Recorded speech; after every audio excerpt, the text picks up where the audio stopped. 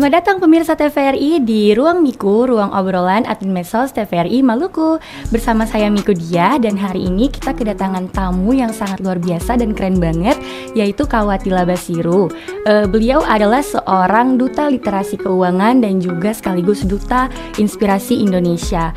Halo Kak Wati, bisa say hi dulu ke pemirsa? Halo Kak Dia, halo teman-teman semuanya. Perkenalkan, aku Wati Labasiru. Aku sekarang merupakan mahasiswa semester 7 di jurusan akuntansi Fakultas Ekonomi dan Bisnis Universitas Patimura Ambon. Mungkin itu saja Kak Dia. Oke, baik, Kak Wati bisa cerita sedikit gak nih aktivitas dari kakak keseharian ini akhir-akhir ini apa aja?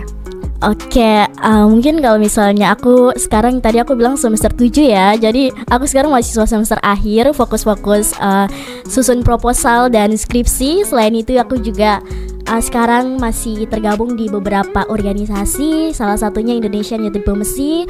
Aku sebagai regional koordinator untuk 3 provinsi, NTB, Bali, sama Maluku. Dan selain itu juga aku sebagai duta kampus Merdeka. Dan terakhir aku sebagai duta literasi keuangan dari Otoritas Jasa Keuangan Provinsi Maluku. Oke, baik, keren banget ya pemirsa. Oh iya Kak Wati kan punya banyak sekali gelar nih dan aktivitas. Kalau lagi sibuk, apa sih kegiatan yang paling menyita waktu Kak Wati belakangan ini?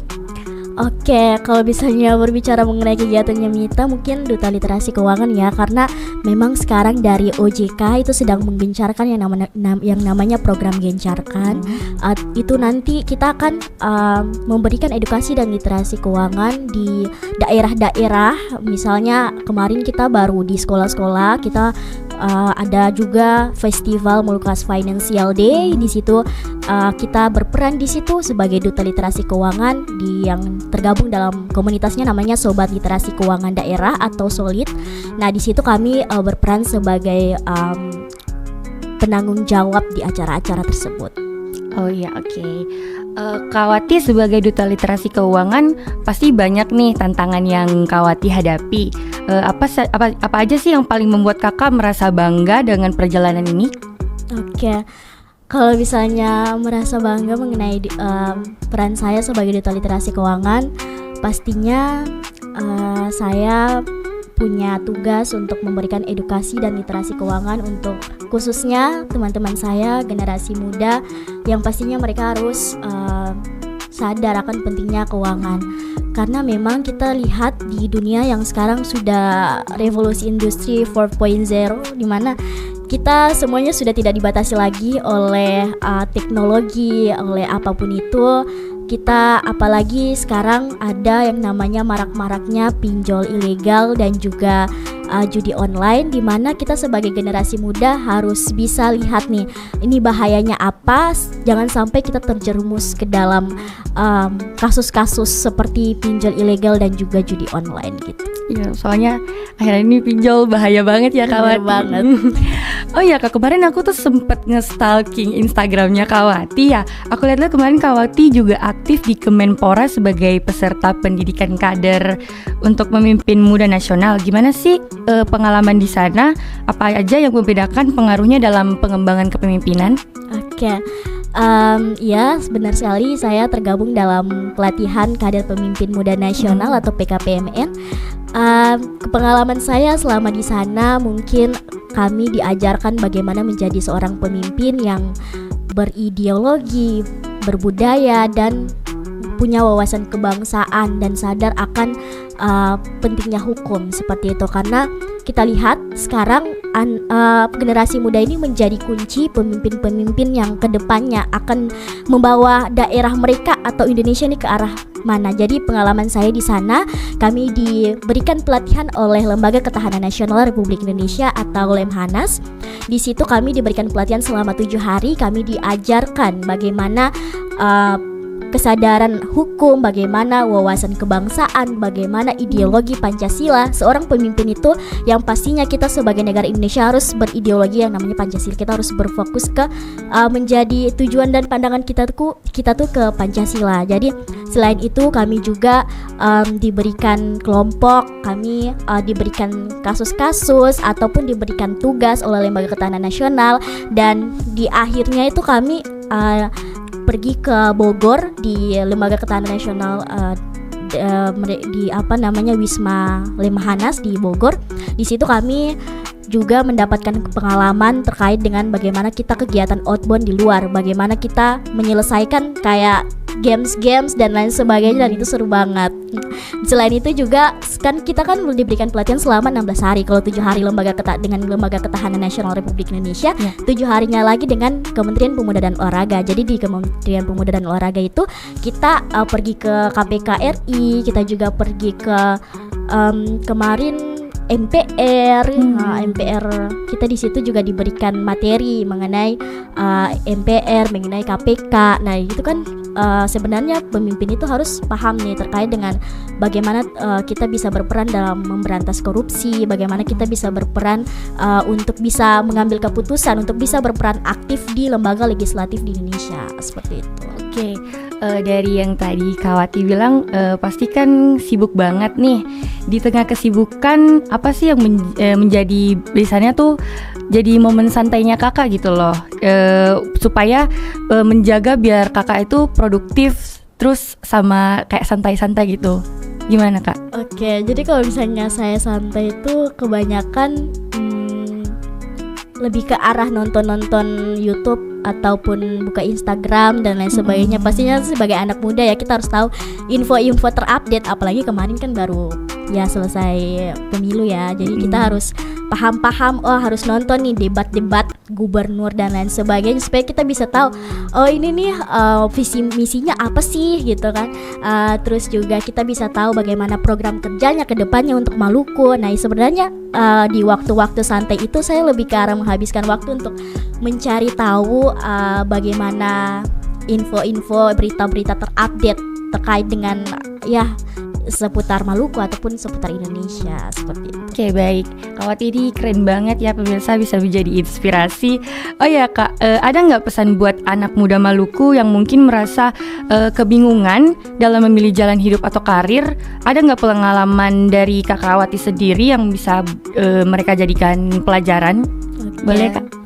Siap, terima kasih Kak Dia. Jadi kalau misalnya berbicara mengenai pengalaman ya, saya waktu SMP tuh bukan apa-apa. Jadi peringkat-peringkat terakhir lah dari 20 lebih dari 30 orang gitu di dalam kelas. Tapi pada saat masuk SMA saya menyadari bahwa saya harus melakukan sesuatu, apalagi khususnya untuk membanggakan kedua orang tua saya. Jadi pada saat SMA itu saya belajar dengan giat.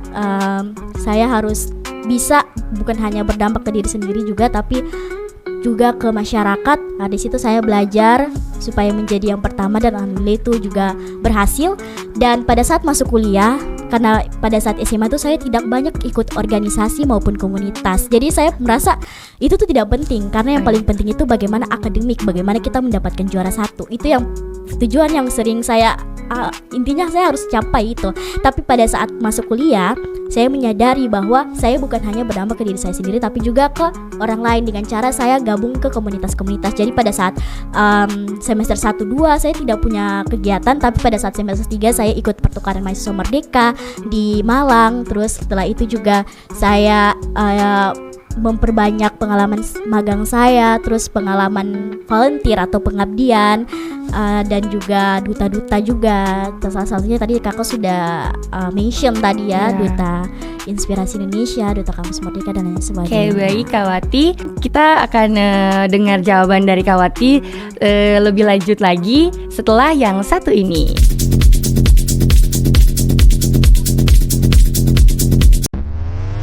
Ini dia acara yang ditunggu-tunggu. Podcast Ruang Miku. Ruang obrolan admin Medsos TVRI Maluku, podcast yang mengupas hal-hal yang lagi viral di media sosial. TVRI ada yang meliput kok kemarin. Oh iya, kita selalu ada di mana-mana. Oh iya. Yang paling dilirik saat ini mungkin ya. Kira-kira cocok nggak jadi artinya? Luas banget ini. Kayaknya 1 tahun tuh untuk dikelilingin nggak bisa. Tapi nggak ada yang keresahan. Aku takutnya didengar loh ini. Dengan celetukan host yang khas dan renyah, podcast Ruang Miku nantikan hanya di TVRI Maluku. Baik pemirsa TVRI, kita kembali lagi di Ruang Miku bersama saya Miku Dia dan juga teman ngobrol kita Kawati. Kawati, mengingat pentingnya literasi keuangan bagi anak muda, kenapa sih literasi keuangan itu harus menjadi perhatian utama kita, terutama untuk anak muda di Maluku? Oke. Mengapa literasi keuangan itu penting? Karena memang untuk generasi muda kita punya akses yang luas terhadap semua informasi. Jadi kita bisa tahu informasi tersebut itu baik dan bisa kita masuk. Maksudnya kita bisa tahu bahwa berita-berita ini baik, kita harus jadikan motivasi dan lain sebagainya. Tapi di era yang sekarang sedang marak-marak yang tadi saya bilang, pinjaman online, terus juga judi online, dan juga kasus-kasus lainnya, itu kita harus bisa memilah-milah. Jadi memang sebagai generasi muda setidaknya kita punya nih literasi keuangan yang baik. Dan juga kita harus tahu bahwa kita itu tidak boleh lihat kayak misalnya brand-brand yang sekarang ternama, brand Zara, terus juga brand-brand dari luar negeri. Kita juga punya di Indonesia juga, kita sebenarnya kalau menurut saya ya, sebagai generasi muda kita punya import barang-barang ke luar negeri itu terlalu bebas.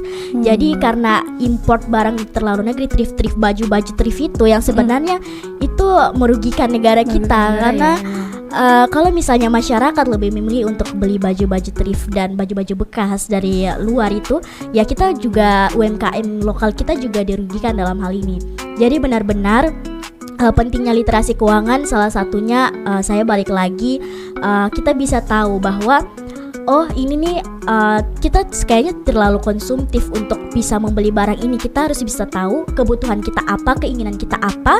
Kita punya literasi keuangan nih. Oh berarti kita harus tahu taruh nih uang kita lebih daripada kita beli barang-barang konsumtif.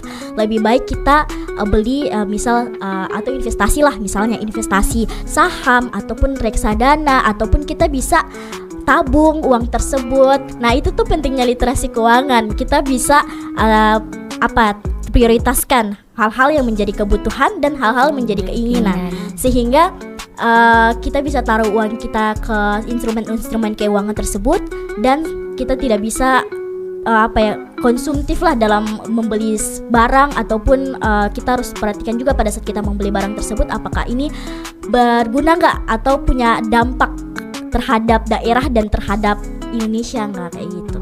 Berarti harus di list-list dulu nih kalau mau beli.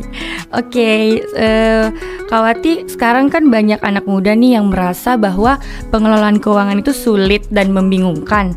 Apa sih langkah pertama yang bisa mereka ambil untuk mulai melek soal keuangan? Oke, aku jawab pertanyaan ini sesuai pengalaman aku pribadi ya. Jadi aku kalau misalnya punya uang, karena menurutku ya, kalau misalnya aku pribadi punya uang itu lebih dihabiskan ke arah makanan. Jadi apalagi makanan-makanan sekarang tuh sudah sangat bervariasi ya. Dan makanan itu bisa menjadi ajang pamer. Jadi kita lagi makan apa? Sushi nih ya, kita foto dan bisa dikontenin ya. Bisa dikontenin gitu. Dan sebenarnya kalau misalnya terkait hal itu, saya lebih ke arah kebutuhan, yang penting makan. Karena saya pribadi merasa uang saya lebih banyak dihabiskan untuk makan. Lebih baik uang itu makan apa adanya, yang penting kenyang. Dan uang sisanya itu saya bisa gunakan ke hal-hal lain. Misalnya saya bisa tabung, karena kan saya punya planning nih, apalagi sekarang S1 mau lanjut ke S2. Jadi tapi juga kerja dulu sih baru lanjut ke S2. Saya punya prioritas lain. Saya ingin juga bukan hanya di Maluku, saya pengen mencari pengalaman belajar bahasa Inggris di luar. Jadi ya list-list tersebut itu yang membuat saya berhemat. Jadi kalau misalnya teman-teman mau berhemat, harus tahu dulu motivasinya tuh apa. Karena dari motivasi itu kita bisa nahan diri kita untuk bisa konsumtif, untuk bisa beli barang-barang yang sebenarnya kita nggak perlu amat gitu. Oke, baik. Selanjutnya Kak Wati, menurut kakak ada nggak cerita inspiratif dari anak muda yang setelah mengikuti program dari literasi keuangan itu akhirnya bisa mengubah hidup mereka? Mungkin bisa jadi motivasi untuk para pemirsa kita. Oke. kalau misalnya berbicara mengenai motivasi, saya berbicara mengenai pengalaman saya. Jadi saya kan penerima beasiswa ya, penerima beasiswa pastinya setiap semester itu punya bantuan biaya hidup dari beasiswa tersebut.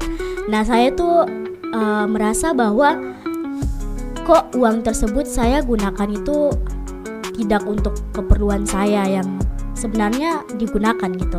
Jadi pada saat saya menyadari bahwa uang ini nih sebenarnya seharusnya nih saya tabung ataupun seharusnya tuh saya gunakan untuk membeli buku ya, sesuai dengan apa yang disarankan, kan itu uang untuk membeli buku dan sebagainya. Karena di awal-awal pada saat saya menerima beasiswa itu, saya lebih banyak mengeluarkannya itu untuk hal-hal kayak beli baju, terus beli fashion mengenai fashion dan lain sebagainya. Nah pada saat itu saya menyadari, oh saya tidak bisa seperti ini, saya tidak bisa tergiur karena Shopee itu iklan dan lain sebagainya, baju ini bagus, apalagi skincare dan lain sebagainya. Apalagi kan skincare sekarang kan ya lumayan juga ya, mahal. brand-brand itu kan. Jadi sebenarnya saya harus bisa bahwa daripada saya gunakan untuk fashion, untuk dilihat orang saja supaya tampak menarik, lebih baik uang beasiswa ini saya gunakan untuk bisa mungkin membeli laptop untuk pekerjaan saya sehari-hari sebagai seorang mahasiswa. Jadi saya tabung, sekarang saya sudah tabung gitu, dan saya bisa membeli alat-alat elektronik yang mungkin bisa bermanfaat kayak tempat print dan lain sebagainya. Nah mungkin itu pengalaman saya sih mengenai bagaimana saya yang tadinya tidak bisa mengatur keuangan selama menjadi seorang literasi, dan saya memperbanyak mengenai literasi dan ilmu-ilmu mengenai literasi keuangan, inklusi keuangan, saya jadi paham, oh ternyata uang ini kita harus taruh ke hal-hal yang prioritas. Oke, berarti bahasa kasarnya tuh jangan lapar mata ya kak ya. Betul. Oke, Kak Wati, menurut kakak tantangan yang dihadapi anak muda Maluku dalam hal literasi keuangan itu apa aja? Ada nggak dari kakak cara jitu buat mengatasi tantangan itu? Oke, terima kasih Kak Dia. Jadi kalau misalnya cara mengatasi, kita tahu bahwa terutama daerah kita Maluku ini adalah daerah kepulauan. Jadi kita banyak daerah-daerah 3T, tertinggal, terluar, dan terdepan. Nah dari situ sebenarnya belum semua orang bisa mengakses internet. Jadi tugas kita sebagai duta literasi keuangan ya kita menjangkau daerah-daerah tersebut. Kayak misalnya kita punya program duta literasi keuangan yang komunitasnya namanya Sobat Literasi Keuangan Daerah atau SOLID. Program kita di tahun 2025 adalah kita menggencarkan yang namanya kegiatan 3T. Kita pergi ke daerah-daerah 3T tadi di Provinsi Maluku khususnya, dan kita menyebarkan yang namanya memberikan edukasi mengenai literasi dan inklusi keuangan.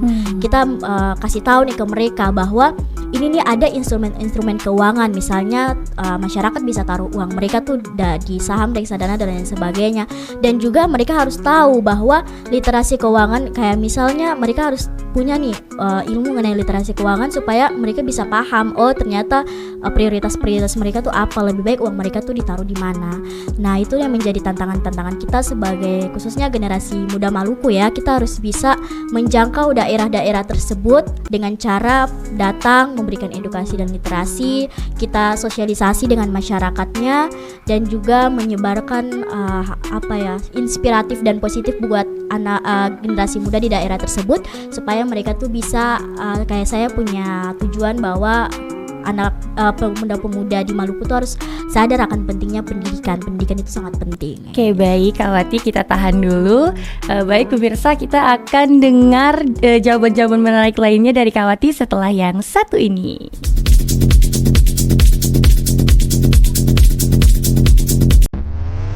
Ini dia acara yang ditunggu-tunggu. Podcast Ruang Miku. Ruang obrolan admin Medsos TVRI Maluku, podcast yang mengupas hal-hal yang lagi viral di media sosial. TVRI ada yang meliput kok kemarin. Oh iya, kita selalu ada di mana-mana. Oh iya. Yang paling dilirik saat ini mungkin ya. Kira-kira cocok nggak jadi artinya? Luas banget ini. Kayaknya 1 tahun tuh untuk dikelilingin nggak bisa. Tapi nggak ada yang keresahan. Aku takutnya didengar loh ini. Dengan celetukan host yang khas dan renyah, podcast Ruang Miku nantikan hanya di TVRI Maluku. Baik pemirsa TVRI Maluku, kembali lagi di Ruang Miku bersama saya Miku Dia dan juga teman ngobrol kita Kak Wati. Kak, dalam kegiatan kakak sebagai duta literasi keuangan nih, ada nggak materi atau topik yang selalu kakak tekankan kepada anak muda yang mungkin pertama kali mendengar tentang pentingnya literasi keuangan ini? Oke, terima kasih Kak Dia untuk pertanyaannya. Jadi kalau misalnya berbicara mengenai topik yang selalu saya tekankan dan teman-teman saya sebagai sobat literasi keuangan adalah judi online dan pinjaman online. Sudah yang dari tadi sudah saya singgung di awal-awal tadi, karena memang sekarang ini merupakan fenomena atau kasus yang semakin hari itu semakin meningkat. Jadi benar-benar sebagai generasi muda itu harus paham terkait dengan bahwa jadi itu pinjaman online itu ada dua. Jadi pinjaman online yang itu tidak dilarang, itu legal, dan pinjaman online ilegal yang itu dilarang karena itu tidak memenuhi peraturan-peraturan yang sudah diatur oleh OJK atau Undang-Undang P2SK. Nah, dari situ kalau misalnya berbicara tadi mengenai harapan terbesar adalah bagaimana generasi muda bisa yang pertama melek keuangan, terus tahu terkait dengan literasi keuangan tadi, paham. Dari situ kalau misalnya literasi keuangan saja mereka sudah paham, ya otomatis mereka sudah tahu bahwa inilah yang mereka harus lakukan. Kayak misalnya kalau misalnya sudah tahu literasi keuangan, misalnya bahaya pinjol ilegal dan juga judi online nih. Nah, dari situ mereka sudah tahu bahaya, mereka tidak akan mengakses hal-hal tersebut lagi. Jadi kalau misalnya pinjaman online tuh boleh itu dengan lihat bahwa ada beberapa aplikasi itu yang sebenarnya sudah ilegal, sudah diawasi langsung oleh OJK. Tapi kalau beberapa aplikasi yang sebenarnya cairnya itu gampang, cairnya itu mudah, terus dan ya ciri-ciri pinjaman online ilegal lah. Nah, kalau sudah dapat literasi keuangan, misalnya sudah tahu ciri-ciri pinjaman online ilegal, sudah bisa cek terkait hal tersebut, berarti itu mereka tidak akan bisa menyentuh hal itu lagi. Nah, mungkin itu sih yang paling penting. Dan juga judi online yang sekarang generasi muda tuh bisa mengakses, apalagi banyak nih iklan-iklan. Jujur ya, slot-slot itu banyak banget iklannya di handphone saya ya. Jadi kalau misalnya iklan-iklan tersebut muncul, ya paling tidak itu gak boleh diklik. Ataupun karena kalau misalnya diklik, coba-coba, kan anak muda sekarang kan mau coba-coba ya terkait dengan judi online itu. Nah, tidak boleh coba-coba, karena kalau misalnya sekali coba itu akan terjerumus. Karena misal nih, kalau mereka taruh uang 100.000, beberapa hari ke depan atau beberapa bulan ke depan uangnya itu sudah berlipat ganda. Itu kan akan mengakibatkan yang namanya kecanduan. Nah, kecanduan tersebutlah yang akan sangat sulit untuk membebaskan generasi muda ini. Ya, dari kecanduan tersebut mereka tidak henti-hentinya melakukan judi online, dan itu akan menjadi habit yang akan terus dilakukan berulang-ulang. Itu sih kalau misalnya topik yang memang sekarang kita sedang gencarkan dari Otoritas Jasa Keuangan maupun dari kita sebagai sobat literasi keuangan daerah. Oke, baik Kak Wati. Kan pendidikan literasi keuangan ini kan bukan hanya untuk tentang mengelola uang, tapi juga tentang mengelola masa depan. Apa saja sih pesan kakak untuk pemirsa kita, khususnya anak muda Maluku yang ingin mewujudkan masa depan lebih baik? Oke. Sebenarnya kalau misalnya harapan dan pesan ini saya rasa hampir sama ya, karena harapan itu merupakan pesan saya untuk generasi muda Maluku. Jauhi pinjaman online ilegal, jauhi yang namanya judi online dan lain sebagainya, dan hal-hal yang mungkin bisa membahayakan, karena memang, dan juga jauhi juga yang namanya link-link yang tidak jelas yang tiba-tiba dikirim terus di WhatsApp gitu di WhatsApp itu. Nah, sebenarnya itu yang bukan anak muda ya, kalau misalnya kita berbicara anak muda itu tidak anak-anak lagi, karena saya pelajari, jadi harus bilang generasi muda. Generasi muda itu harus menjauhi yang namanya kasus pinjaman online dan judi online ilegal itu, dan juga harus yang paling penting harus bisa berdampak untuk daerah. Teman-teman tidak perlu takut untuk bisa mencoba banyak hal. Kita harus punya dalam diri tuh yang namanya rasa ingin tahu dan rasa ingin mencoba dan berani. Karena saya sampai sejauh ini juga yang paling pentingnya saya selalu berprinsip bahwa apapun itu kita coba dulu, apapun itu kita harus berani. Kita paling tidak ada memanfaatkan media sosial untuk hal-hal yang positif, karena dengan media sosial kita bisa tahu nih banyak kegiatan, misalnya volunteer, internship dan lain sebagainya. Ya kita coba-coba saja, karena kalau misalnya berbicara mengenai masuk dunia kerja itu kita bersaing dengan beribu-ribu orang dengan berjuta-juta pengalaman yang mereka punya. Kita harus punya juga, kita harus persiapkan dari sekarang, apalagi sebagai mahasiswa ya, kita punya privilege yang sebenarnya orang itu tidak punya. Benar-benar. Jadi kalau misalnya kegiatan-kegiatan itu pasti syaratnya mahasiswa dan lain sebagainya. Itu adalah privilege seorang mahasiswa ya. Jadi memang harus pintar-pintar memanfaatkan privilege tersebut. Terus juga punya motivasi dan tujuan. Dari situ kita bisa, kalau misalnya kita jauh dari itu, kita bisa kembali lagi ke tujuan dan motivasi kita di awal itu. Misalnya kuliah itu untuk apa, motivasi kita dan tujuan awal kita untuk hidup itu untuk apa, seperti itu mungkin sih kalau pesan-pesan saya untuk generasi muda Maluku. Oke Kak Wati, terima kasih. Bagi pemirsa yang ingin mulai melek keuangan, apa aja sih langkah kecil yang bisa dilakukan untuk hari ini juga nih Kak? Ada nggak dari Kak Wati? Oke, langkah kecil yang harus dilakukan, pastinya kita tidak boleh ikut-ikutan. Ikut-ikutan itu dalam artian teman ajak nongkrong kita mau, apalagi kita kan anak kos. Nah, anak kos itu punya uang terbatas. Jadi kalau misalnya teman kita ajak nongkrong dan lain sebagainya, apalagi di kafe-kafe mewah, kita harus tidak boleh ikut-ikutan. Kalau misalnya teman kita mengajak untuk hal-hal negatif, misalnya ayolah kita ambil peleter yuk, atau kita judol yuk. Nah itu juga tidak boleh ikut-ikutan. Tuh sebagai anak muda kita harus paham betul bahwa tujuan kita ini misal untuk membanggakan orang tua. Kita harus kembali lagi ke tujuan awal kita. Nah tadi ya langkah-langkah itu pastinya kita harus bisa mengatur prioritas. Selain itu mengatur prioritas mana yang menjadi prioritas utama, mana yang cuman menjadi keinginan atau jiwa-jiwa generasi muda yang konsumtif dan lain sebagainya. Mungkin itu sih bisa memilah-milah dan juga update mengenai informasi-informasi terbaru, dan lakukanlah kegiatan-kegiatan positif sebanyak mungkin. Berarti memang harus tahan hati ya Kak Wati ya. Oke Kak, sebelum kita akhiri obrolan hari ini, ada nggak pesan atau closing statement yang ingin Kakak sampaikan kepada pemirsa TVRI yang menonton? Oke, closing statement sebenarnya tadi saya sudah banyak berpesan terkait dengan harapan saya untuk teman-teman di luar sana. Teman-teman harus tahu mengenai apa saja tujuan teman-teman, terus bisa paham bahwa literasi keuangan itu sangat penting. Kita dari literasi keuangan kita bisa tahu ini bahaya dan ini tidak bahaya, karena satu kali kita terjerumus kita akan susah untuk lepas dalam lingkaran setan tersebut.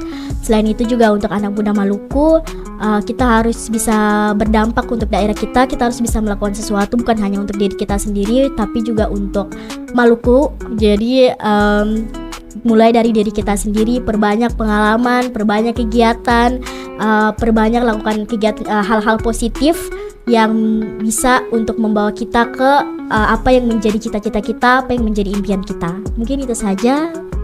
Kembali ke Nadia. Oke, baik. Terima kasih banyak Kak Wati atas obrolan dan wawasan yang sudah Kak Wati berikan hari ini. Semoga obrolan kita bisa menjadi inspirasi untuk anak muda terutama di Maluku tentang pentingnya literasi keuangan. Oh iya guys, jangan lupa follow akun sosial media TVRI di Instagram dan TikTok, dan jangan lupa subscribe akun YouTube TVRI, dan juga kalau Kak Wati punya Instagram, punya teman-teman punya Instagram, LinkedIn juga ada. Mungkin bisa cari aja lah, kata kuncinya Watila Basiru itu pasti muncul. Terus kalau LinkedIn saya juga Watila Basiru. Mungkin itu saja sih. Terima kasih. Oke, pemirsa jangan lupa selalu ikuti informasi yang TVRI Maluku bagikan agar informasi-informasi tersebut bisa berguna bagi kehidupan kita. Oke, sampai jumpa di episode Ruang Miku selanjutnya. Sampai jumpa.